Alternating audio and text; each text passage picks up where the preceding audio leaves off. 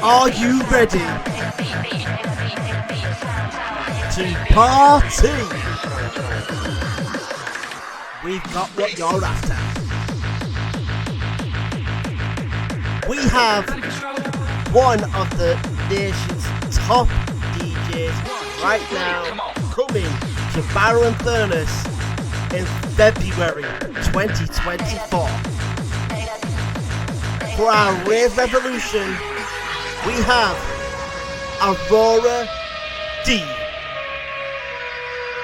Aurora-D has done a whole plethora of different shows across the country where it comes to big festivals and events, too many to mention.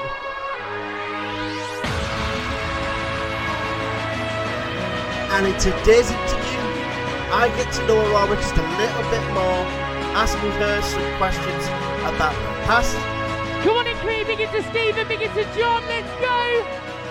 Her big love Matthew, Andrew, John. for DJing and the decks and much Power more. Song Friday, let's go! Big into the Twitch crew, big into the Raverlight crew, yes, and Danny. This is an interview you don't want to miss. Dirty. So make sure you don't miss out on this event either. You best be quick, tickets are now on sale and they will be sold out very soon.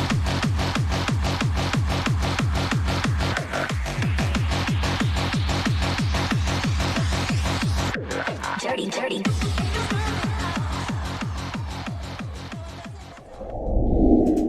Ladies and gents, boys and girls, welcome back to the Just Small Show. Today, we are joined today by one of the many acts that are going to be coming to our Roosters Rave Revolution event coming in February of next year. Today, we are joined by incredibly popular and well-beloved, nationally known DJ Aurora-D. Thank you ever so much for taking the time out of your busy schedule. I understand that you're a very busy individual. But I have some questions for you, and I look forward to hearing what you have to say. So, without any further ado, let's get straight into this with my first question. And so, the first question I have for you is, when did you decide to start, DJing? When was it that kind of flip the switch? Going, do you know what? That tickles my fancy. Well, to be fair, I've always done raving. I love raving. I've been raving since I was 16. And then I just went to a rave one day and just looked on the stage and was like, I belong that side, not this side. And it just went from there. And the guy I was seeing at the time luckily had a set of techniques. So I was able to learn on his techniques and go from there. And on my 21st birthday, I did my first performance at my birthday party. And it just went from there, really. And sort of thing. I belong on the stage. It's my passion.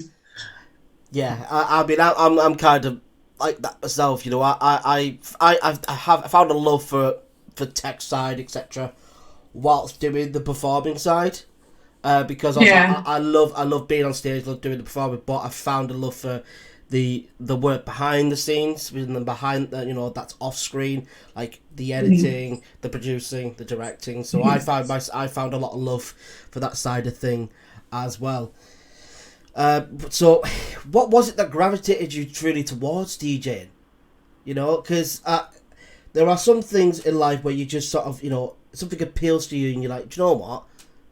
I quite like that. So what was it that DJing that appealed to you so much?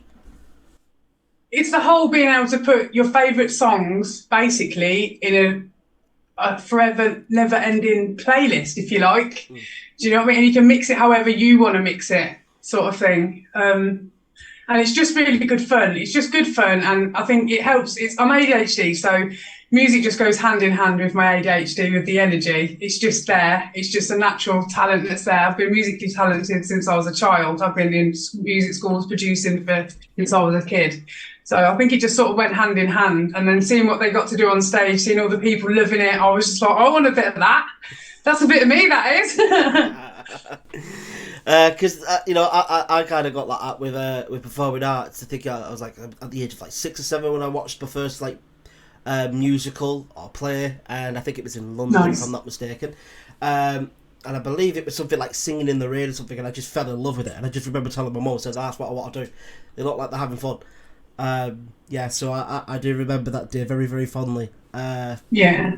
So, like you So- said, you know, DJing, you love it. There's so much love and passion for it. Where do you see yourself in 5 years? Hoping to be headlining festivals. That's where I'm looking at going. But that helps with music production. You need to be producing music to get to that next stage, I believe, which is what I've been doing the last year with my first albums that have come out. I've now been approached by a record label in Los Angeles. So I'm excited to see where this potentially could go. And I think that's where I belong, on them big stages, getting all of them people hyped up. Could you imagine it? Everyone shouting, whoop-ah! My goodness. So, like you said, you're lucky to eventually be a headliner. You know, Yeah. more than likely you've been doing this for a while, so you've most likely been in a whole plethora of different venues. So what's one of the Yes. biggest venues you've played in? The Emporium, that I can remember off the top of my head, in Leicester. That was a good venue for Ravers Reunited. That was good. Yeah, Leicester's a good place. I got to play in Ravers Ibiza. That was good. Wow. That was good fun. I don't really know. I'm really bad at memory. I should have wrote some things down. I've played at a lot of venues. I've got my granddad's memory, so don't worry about it. Someone will ask me, say, "Oh, do you remember what happened yesterday?" Nope. Ain't got a Scooby Doo. But all of a sudden, I remembered that question. I remembered the answer to that question about 2 weeks later. It'll be like, Yeah. That's Can we just slot it in? Can we edit it and pop it in? yeah. So you may not be aware that the rescue staff have been through their own mental and or physical disabilities. Your posts have been extremely refreshing on that subject that someone has spoken out about. It's nice to see someone highlighting these problems. You know, it kind of, you know, is there a purpose? Is there a purpose behind said posts? Yeah, I had a really difficult childhood growing up. I've been through probably things most people wouldn't even go through half their life. I went through really early, and it's never really gotten any better. And I let it get the best of me at one point, but then I come through the other side, and I think it's important. Like, people say, go and get counselling and stuff, but some of these counsellors, I find, in my opinion, aren't experienced. And to be able to help someone, you need to be able to have experience. So I use my life experiences and my pains and my struggles to try and help other people, and try and do it in a positive way, because sometimes we get so sucked up into the negative downfall that we don't see the good side, that there's always a positive. You just got to find it. And if I can help at least one person, that's me happy. And we have to come together. People are so quick to just jump on the bandwagon and bring people down, but they don't see what happens behind the scenes once they've done that to that person. And I've been through so much stuff during the music scene as well. I just try and be better, lead by example, and hopefully other people will follow. It's important. If we club together, we can end the stigma. It's important. Yeah. Really important. Yeah, because like I said, I myself can add myself to the list of having their own mental struggles and battles. You know, I was lost for a long time. I was sort of stagnating. You know, I always said that I was existing. I wasn't living. I would say for about maybe 5 to 8 years, sort of like in between that frame. Yeah. And I was lost. I didn't know what I wanted to do. You know, especially after school and after college, I didn't have a Scooby of what I wanted to do, because the original dreams was to become an actor. That didn't work out. I didn't work hard enough for it. So that kind of fell apart. And then I feel like what really helped originally in the first place was finding YouTube and starting my own YouTube channel, and then kind of went back into the depths again. But then all of a sudden I started doing a podcast with friends. That helped massively. And then that ended. Then I started doing my own show, my own podcast, and that's when I went, this is what I want to do for the rest of my life. This is what I want to do for the rest of my life, is meeting all kinds of different incredible individuals like yourself and like every other acts that we have got coming to future events for next year and beyond. You know, I just sort of go, I want to be able to meet new people, ask them the questions that maybe have not been asked before, and get to know them, not as just artists, but as just people. Because at the end of the day, many of our fans, etc., they may not understand that at the end of the day, we are still just people. Absolutely. And we are still very appreciative that they show us their love and their support, and, you know, they reach out to us. I mean, I have my own fans that reach out to me because of my YouTube, you know, from my YouTube channel. They reach out, they're like, oh, how you doing and whatnot. And sometimes I can respond, sometimes I can't. But, you know, it's just truly appreciative. And, you know, you can't even begin to understand what someone's problems are until you actually get to know who they are. So I think people need to learn to speak up more. People are so afraid of being a burden and being embarrassed of their situation. But I think if the more of us that are sort of in the light where we are known by more people, if we can stand up and start sharing our side of that, our pain, it will encourage others to do the same, that it's okay to be in that way. It's okay to have that bad day. Do you know what I mean? Yeah. We have to, if we can be open, they can be open. Yes, absolutely. Completely agree, because, like, you know, it's, you know, I've lost friends. I've lost friends that are, you know, have suffered with it, and you're just sort of like, what more could I have done? But at the same time, you just sort of like, how much is too much, you know, or how much is enough? And I always just go, it's just your presence that's needed. Absolutely. It's just your presence. If you're just there, you don't even need to say nothing. You don't need to say a single thing. All that person may, most of the time, may just need is just your presence. Well, I did see a really good quote that really touched me the other day. And it says, most people listen to reply, but you should listen to hear. And that touched me a bit deep. Yeah, absolutely. When it comes to DJing, it must be kind of a little bit difficult at times, you know, because there's a lot of equipment that you must use, and you have to toggle certain switches, etc. So you've got to be laser focused to not make a mistake. I think that just comes with experience and, like anything, practice. And I've been doing this 11 years now, and I'm more about perfecting my equalisation, making sure it's all beat matched, it's all in time. I've perfected my way of doing it. There's a million ways of doing it, but I think it's just time and practice, to be fair. And having the equipment that you're going to use in clubs is my recommendation, because it's no good having something that you use at home that if you go into a club, you've got no idea what you're doing or how it works, to be fair. And it's just practice. It's a lot. I was about to say it's a lot easier than you think, but it's probably not to someone that doesn't know what to do. You just are like, all right, you go, have fun. You're like, I don't know what to do. You haven't showed me anything. Yeah. You've just gone, have fun. That's you. Just literally going, feed him to the wolves. Just go on the deep end. It's fine. I've done that before to a couple of friends. Like they watch me do it, and they're like, "Can I have a go?" I'm like, "Yeah, go on, have a go." And then they're like, "Oh," just sort of, and I'm like, "Oops." They've got the hands hovering over the toggles and switches, like, Yeah. Oh. Yeah, I'm quite bad with my decks. So I'm very like, I don't like people using them, because people touch the faders and stuff with different weights, different maneuvers, and it can damage the equipment. So I'm really like on people when they're on my equipment, and they can just see me looking at them like, be gentle with them, touch that gently, come on.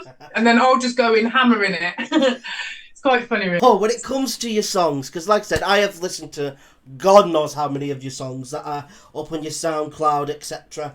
What is your, and by the way, incredible music, by the way. I've used, like I said, I used one of them for the promo that I've just released. What is one of your favourite songs of yours to perform? Probably my latest one that I finished not long ago, about a month or so ago. It's called Symphony of Love. I wrote the lyrics and I got the amazing talented singer Kirsty Smiler to come and sing the vocals for me. And it's a song that's very close. It's about my soulmate. And we're not even together, believe it or not, but it's a very, very personal song and it's one of my favourites. It means a lot, and I think that's what makes music amazing, is you can release your own emotions and feelings through your music. But it gets everyone going, and everyone can relate to it. Everyone's got a soulmate that they love, right? Whether it's a partner or a best friend or brother, sister. Symphony of Love. I have sent it off to a record label. I'm just waiting to hear back. So it's exciting. Lots of things are happening in the background that I can't say too much about at the minute. I mean, it must have such an amazing feeling though when, you know, people are listening to your music, and absolutely, you know, they are connecting to it in so many ways. So because that's where my next sort of question comes in, or my next couple of questions come into play, and that is, what song in your lifetime truly spoke to you? Because like I said, you've got your own music, and clearly that song to you means a lot to you. You've written it, but clearly to other people, it's that song spoken to them. So what song in your life spoke to you? To be fair, this is probably really unexpected, but one of my idols that I've been dying to see once in my lifetime perform is Christina Aguilera. I find her super inspiring, and her songs are really inspiring. They keep, you know, they tell you to be strong, to fight and stuff like that. And I've got all of her albums, so I think she was my biggest inspiration, and most of her songs have been my songs in life. I know that's random and not even nothing to do with the rave scene, but I think that's where we get our influences from. Yeah. In the first place. Yeah, because Christina Aguilera, one of the songs that I could just think off the top of my head that I remember in my youth, that, you know, still to this day probably means a lot, is Fighter. Yes, absolutely. That's one of my favourite ones. I will be in the shower and I'll be giving it my all. I'll be pretending that I'm in carpool karaoke. I don't care. Yeah. I'll be top screaming. I'll be screaming and just going, yes! This is yeah. I'm in the shower just sort of dancing like, this is my song. There's me flipping my hair like I'm Willow Smith. I'm like, yeah, that's good. Oh my God. My hair's long enough to do it as well. That's the annoying thing. And I'm like, you shouldn't be doing it, John. He said, but I can't help it. That's funny. So, when it comes to artists, like you said, Christina Aguilera, is there any other artist that truly inspired you in your lifetime, or any other artist that spoke to you? MC Wizkid spoke to me a few years ago, and he just told me to keep doing what I'm doing and not to listen to any of the crap. And MC Storm also said, don't let any of the haters get to you. Just keep doing what you do for the love of what you do, which is really inspiring, because they're top tier MCs that are like top of their game. So to get advice from people like that really means a lot, really, to be fair. And just gives you the strength that they also get some of that hate as well. So it is a normal part and parcel of being a DJ, that you're not going to be able to please everybody. Not everyone's going to want to listen to you and stuff. And like Darren Stars was always an inspiration, Gamma, all of the Hixie, Breeze, they were all back in the day, Dougal. They're all the best ones that were around then. But it's all changed now, where like, if you look now, it's Club Filler. Club Filler is just smashing it, and he does multi-genre, which is refreshing as well. So at least, you know, you can do more than one genre. I think that we're in talks with him, I think, as well. I'm not 100% certain, but I believe that we're possibly in talks with Club Filler. And I said, if we could get him, that would be absolutely incredible. Yeah, I mean, because now I look at the names that we have got. As we've already announced, we're in talks with Chubby Brown, Jim Davidson, top British comedians that we're on about bringing to Barrow for a comedy night. We've got other big names that we're also going to be speaking to. We're looking to bring dancers in as well for the Rave Revolution event. Like, it's going to be one hell of a night, is the Rave event, I think, because absolutely. I believe that we're now making it... I think we're making it an 18 and under. I think that we're allowing 16-year-olds from college, all the college students come as well for the event. That's good. So I'm like, that's going to be absolutely incredible as well. So we're gonna have to have laser focus when it comes to 16, 17-year-olds trying to go bar to get some bevies, and I'm like, not a chance. Not a chance. I said, I know that, I've done it before. I don't don't even try it. I've been 16, 17 before, and I've been on a night out or whatever with friends at an event, and I've gone, the one that's 18, get some bevies in. I'm like, don't. So now it comes to my final question. So like I said, you didn't have to worry. Like I said, it just flows. It just flows. That's what we do. I'm not good at these things. we just try to get it, let it to flow. Just flow ever so nicely. You know, that's all we try and do. So the final question is, are you excited for the event? I actually really am. I really am. I like all the people on the lineup. I actually love them to bits. I get on with all of them guys, and I've been wanting to break up there in the north for a while, and it's finally happening. So I'm excited to come to a new area, but there's people that are excited to meet me up there and smash it and put it on the map. Let's go. I mean, I think Barrow's already somewhat sort of seen on the map, but only by those that live in the northwest. Let's make it known to the rest of us in the back. Yeah, everyone else in the back of the room just going, so where again is it? It's like, right there. It's right there. It's like, you got Blackpool there, you got Barrow there. But yeah, it's... And the team seem really friendly, really nice. They seem to know what they're doing, which is really important, because there's so many events that pop up and they don't really know how to promote or run it or talk to artists and things like that. And the team seem really good, really nice. I spoke to Eddie in length, and he's a really nice guy. So I'm looking forward to meeting him and working with him, and showing them what we got. He's an absolute crackerjack. I got nothing to do. You should get into sticking. Get into sticking.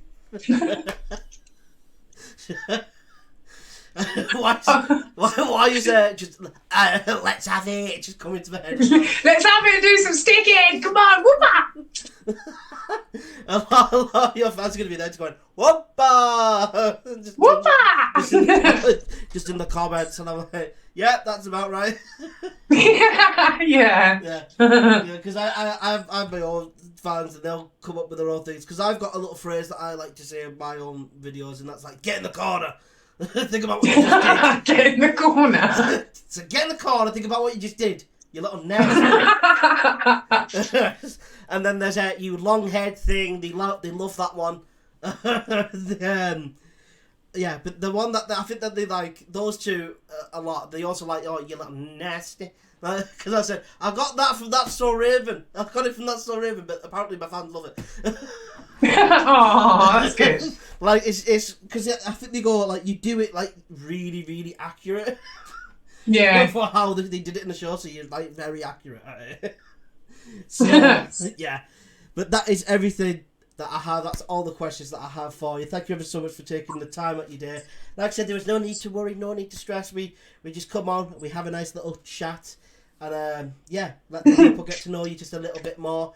And yeah, thank you ever so much for taking the time out your day, Aurora-D. It's been absolutely... That's okay. Thanks for having me. It's been a pleasure. Thank you. It's been all mine. But like I said, you will get to see Aurora-D here in Barrow-in-Furness at the Cloud9 for our Rave Revolution event on February 9th, 2024. Tickets are now available. Get yourself into the description to make sure you grab your tickets now, because if you don't... You're going to miss out. You'll be disappointed when they sell out, and then you'll be like, oh, that tickles my fancy. But yeah, you've got till February. You've had more than enough time. Like, the tickets are still available. So, don't be square. Absolutely. Don't be square. I'll see you all there. Same with Aurora. And also, I also have a competition of 2 free tickets. That's right. You got to make sure you join the Just Mo Show live on Facebook every Wednesday and Saturday evening for your updates on future events, including our Rave Revolution. And you will be able to get your names down for your chance to win the 2 free tickets to have a meet and greet with Alan, Ben, and also a one-of-a-kind, a one-of-one unique signed t-shirt by each and every single one of our acts that are performing on the night, which includes Aurora, Alan B, Fitzy and Rossi B, Flavour C, Araskre, and even our local yokel talent in Noel, Josh Dickinson. Make sure you don't miss out on this. That's going to be it for the Just More Show today. Aurora, thank you ever so much again. Thank you. Make sure to follow the page, like, share, subscribe, the whole shebang. I'll see you all next time. God bless. Take care and good night. See ya.